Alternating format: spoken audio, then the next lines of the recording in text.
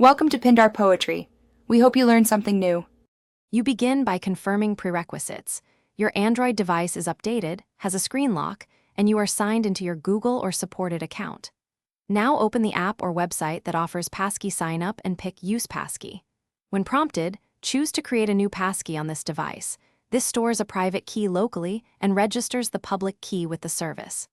Once done, Android may ask to confirm your screen lock. Complete that to finish key creation. Once the Passkey is created, name it so you can identify it across devices, for example, phone work. Make sure to enable Passkey sync if Android prompts you. This uploads encrypted keys to your account so you can sign in elsewhere. When saving, Android will require biometric or PIN confirmation. This protects the private key.